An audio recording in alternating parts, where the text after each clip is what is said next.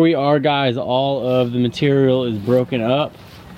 We got some like 1x4s in there out of solid oak. Some actual 2x4s are all right here. And then we have the little stretchers of the pallets right here. And these are, again, these are probably like a 2x4, 2x3 material, but they have that cut out for the forklifts. But yeah, so we got it all broken apart. Now we have to de-nail everything. And there's our Panther, right? So yeah, there's a lot of progress going on getting them over here and actually getting them taken apart. And the only tools that I had are right there, the hammer, little crowbar, and a sledgehammer. And I got this all taken apart probably in 20-25 minutes maybe. Some of this is oak, and then we have some of these pieces like this one right here that is poplar. I think we got 3 pieces that are poplar. So this one's a poplar right here, and we have some oaks in here. But yeah, it snowed this morning, so I got a late start out here on this. And some of these legs or these little stretcher pieces are no good.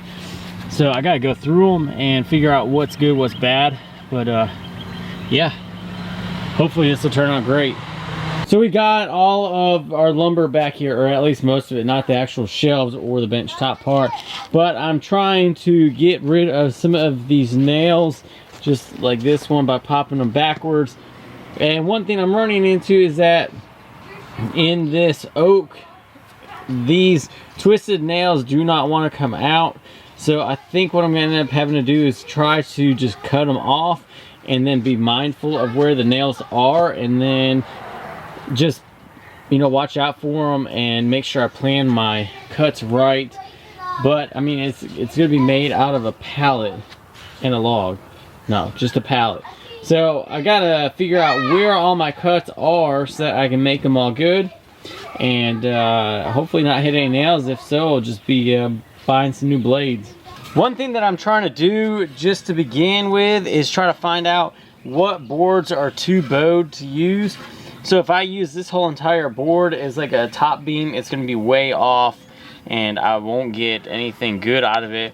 But I can cut it right in here and then use 40 inches this way for a leg, and that'll work out well. I gotta first get this little section cut out because that is all bad from the checking and cracking right here. So I'll just cut this section off, and then I'll measure 40 inches from there, and I'll have my first leg.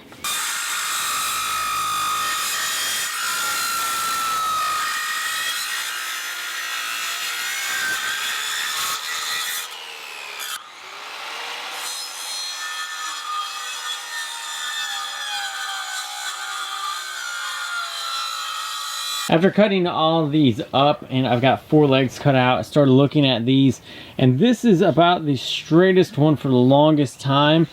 And I have made a mark of where it kind of deviates from being square or straight, and that is at about 6.5 feet. So my original plan of wanting an 8-foot workbench with all these is probably not going to happen. I've gotten these 2 right here that are up on the sawhorses as well, and these are fairly straight for about 6.5 feet as well.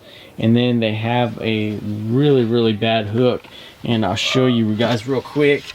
So right here it's mostly square or straight, and then all of a sudden it starts really deviating and has a really bad kick. You guys see the light through there? So we aren't going to be able to use all 8 feet of this. And what I might end up doing is making 2 separate benches, one at 6 foot, one at 4 foot, maybe. I don't know. Still kind of in the planning as I go phase. There are the 4 legs. I'm probably going to keep the nails in there as a challenge not to ever hit myself. Put them like facing inwards, and it'll be a real challenge not to poke yourself. But these are 40 inches tall, and the burn marks came with the boards. Yeah, so we're gonna cut out 2 pieces at 6.5 feet, and then come up with how deep I want the workbench to be.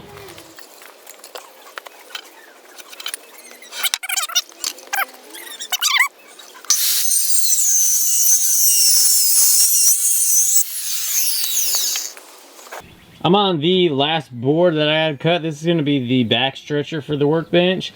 This is also going to be 76 inches long. And my mark right here was right here. Luckily, these 2 nails were able to get beat down and through. So I'll be able to get these out. But most of the other ones are just going to have to be cut because they won't come out of this red oak. So I'm back out here out front and I'm looking at the other material that I have. And I've got 4 of these really big boards, well, like 1x6s, and I think that I want to use those for the top, but I don't know the exact width of those, so we're gonna pull a measurement, and so those are 24 inches, and that's fairly tight when they're together, so I can make them. I thought about doing the 4 big boards and 1 smaller board and seeing how well all those went together. A 20-inch top, and I'll be able to rip one of these boards down, or maybe I can do like 23 inches, although 24 3/4 or 23 3/4 is fairly simple. I'm gonna do 23. This is what I have so far. I have the side stretchers for both the legs, 3 pieces at 76 inches, and those will be the front and back stretcher for the top, and also 1 stretcher for the back side. And then I have 4 legs right here at 40 inches. And I'm thinking about possibly putting in a shelf system in there too. Not 100% sure yet, but that's what I've got working right now. And I'm going to be trying to do half flap joints on the legs and the sides, and I got to figure out what to do with the top, attaching the 2 legs together. Now that we've gotten all of our rough cuts out, we've gotten these pieces that are 23 inches, the legs are 40, we can go ahead and start joining them together. And this leg setup I have already done and halfway made. We got to still glue it all together, but as you can see, these are just half flap joints, and they are going to be laid up on each other, glued together and screwed together so that it's an ultra strong joint. And this one as well, I got to take a joiner to this and thin this one down a little bit, but it will fit nicely in between there, and we'll have a rock solid leg setup. You can make the half flap joints either way, being on the table saw or on the bandsaw. For me, if I'm cutting a really hard wood, I'd rather do it on the table saw with a tenon jig or something like that. These poplar pieces though, this is kind of a softer wood, so it cuts really easy on the bandsaw. All I have to do is make my marks for the center point and then the layout for how thick my leg is, and I can just take it down, cut once, and then come back and cut again. It's super simple, and we'll get that part done. Then we'll work on the actual dado that's going to be inside the leg. So the way that I've got to find the middle mark is I got my marker right here, and I'm just going to make a slight mark right here and then flip it over and see how close I am. And that is just about perfect. I'm just going to go with that. So I'm going to run all the way down, and I'm going to do it on this side as well. And from this edge right here, I'm going to go ahead and cut this piece out, and also this side, because it's got that crack right there, so we're going to get that rid of it. And then we'll end up taking our leg and getting the actual width of this right here, and we'll be able to cut that little notch out.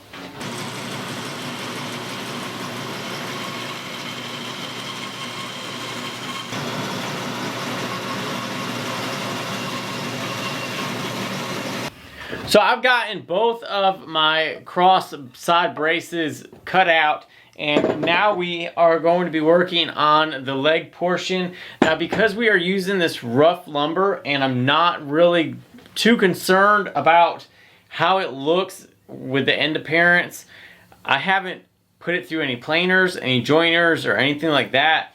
So what I have to do is actually work with the lumber. I can't just take measurements and transfer them. I actually have to transfer what the lumber matches to with the other wood. So the way I'm doing that on this is by simply taking this piece of lumber and I'm marking the depth of it for where the thickness is on the board, and I'm just drawing a line going across. And this portion right here is what I'm going to be cutting out. So I'm going to put a big X on it so I know how deep I have to go. And then for the other part of the half flap joint, I'm going to be laying this along the side of it and marking the inside of the cut portion already. So now I have this portion right here that I need to cut out. So I'll be cutting on this side of the line, and then I'll be running through and cutting this section out. So I'll notch out this whole corner and it'll match up with this side right here. So what I'll do is I'll put a 1 on this, and then I'll put a 1 on this side too. And this is the easiest way to work with this pallet wood, that I don't want to run through any planers because of the nails and stuff like that. So this is the easiest way to do it. As you can see, this is how the half flap is going to be looking like with the two top portions. So this is the number 1 side, and this is the other side, or number 2 side, I guess. I have a little bit of overhang, and this obviously was happening because of the twist of the boards when we had originally started. These things are all warped, and so they're the best possible. You can tell that the bottom of that leg is a little bit curved to the left right there at the bottom. But this is how I'm going to be getting by with this workbench, is just building around what I'm working with, which it's not doing too bad. This is a little bit longer. This ended up being 23 1/8 inches long instead of 23, so that's why it's got the little bit of overhang. So I made sure that it matched the one up here, and that's when I found out this was just a little bit longer. You can see that this is a little bit taller too. So there's a few imperfections right off the bat that we will be dealing with afterwards, but it's not a big deal at all. Now, I want to have a cross brace right in the middle of the leg area, and the way that I'm going to be doing that is on the table saw, because we're going to be making a dado in all sense, and it's going to be a half flap joint dado. So I have to fit this into this section right here. And the easiest way that I'm doing this is by taking a measurement off of the top, and I'm coming down 20 inches right there, and I will take my square, make a mark on this piece of wood. After I pulled my 20 inches here, I'm going to be taking the cross brace that I have, and I'm going to be putting it on the line, and I'm going to be having my cross brace between the 20 and pulling it down, it would be about the 17-inch mark. So I'm just going to put it right here and make my mark just like that. Get this cut out with the dado. I've got my table saw sled in here, and I need to match the same depth as I cut out on the bandsaw. So I'll slide this over to where the blade is, and I will raise my blade up to the same depth, and I will just run this in and see if it catches anywhere, and it does not. I'm gonna bump it up a little bit more, and it just barely catches right there. So that's what I want to leave it as the height. So now I have my 2 marks right here. I'll cut the 2 outside marks. Remember, cut them on the inside of the lines, and then I will work my way through. If you had a dado stack, you don't necessarily have to use your table saw sled, and you can make bigger cuts. I don't have one though, so this is how I'm going.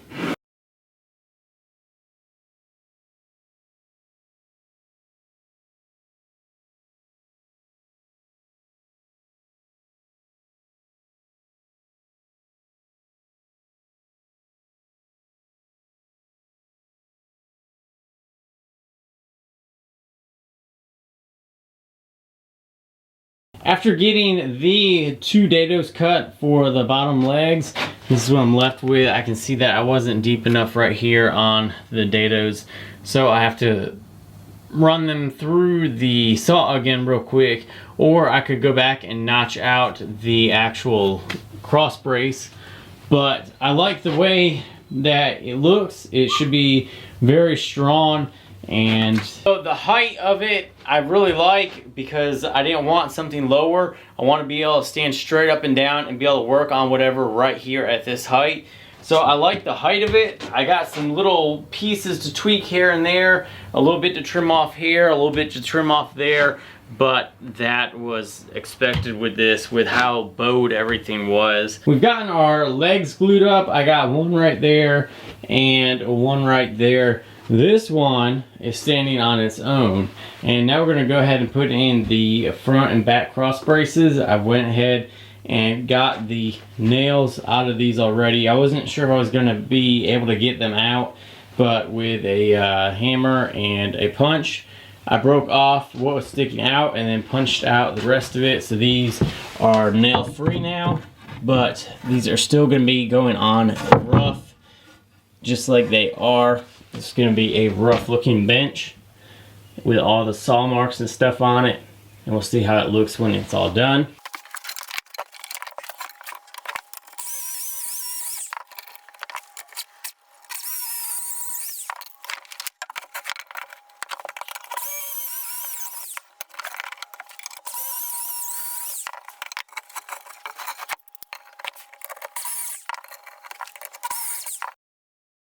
Now that we've gotten all the pocket holes drilled, we're going to go ahead and try to install it. And I'm using clamps to help hold it all up, even though that leg is kind of tilted over. I can still get this one straightened up and drilled in, and then I can come back over to this other one and get that one in. Then I can work on the front one and then the bottom brace.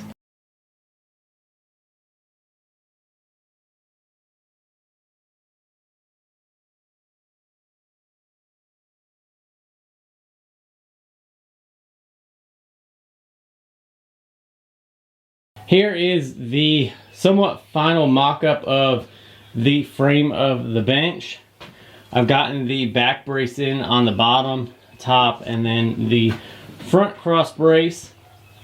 And this stands 40 inches tall right now, and just for reference, I put a small sheet of plywood with something that I'd be working on. One thing that I wanted is it high enough to where I could be able to work on something and not have to worry about leaning over all the time, and I've accomplished that. And if I feel like it's going to be too high later, I can always flip it over and cut some off of the feet. So I'd rather go a little bit too high right now than too low and then have to try to build it up. And everything over here behind the bench, all of these little drawers and shelves and stuff like that, will all fit underneath here with no problem. So I can get this pushed up against the wall and still store stuff underneath. And one reason why I put the cross brace on the bottom at the same height as the cross brace on the sides is that later, if I wanted to come back and put one in the front, I could actually put a shelf in here too for different storage as well. So there's a couple different options I can go with on this, but I think the height wise is exactly what I wanted. So over the next week, I'm gonna go ahead and get this cleaned up and get the glue run off of it. Possibly hit it with some 80 grit sandpaper, I'm not sure yet, just to knock some of the splinter stuff off. And if I need to clean up any of the joint areas, I can go ahead and do that now as well. Design wise, I'm happy with it. I think that the pocket holes will hold up for right now. Like I said, I will probably go back and come from the side and put a dowel in there just to help with some of the weight support. The legs are going to be super strong with the half lap joints on all of the sections. So for just being a couple of pallets, I think that this is a great opportunity that I've been able to take and turn into something better than just another pallet or another piece of scrap wood getting thrown out. It was 2 pallets of solid oak and poplar wood so far, and these were just the runners that I've been using. Hope you guys have enjoyed the build so far and kind of gotten some ideas. If you guys don't use pallets, you guys can use 2x4s for this whole setup as well, because these are pretty much 2x4s that were on those big pallets. Thanks guys for watching. If you guys are new, hit that subscribe button, hit that bell so you guys can get notifications. I post videos every Wednesday and every Sunday. If you enjoyed the video, hit that thumbs up button. Stay tuned for next week's video when we actually finish this up and get this put back into its place. Thanks for watching. I'll see you guys later.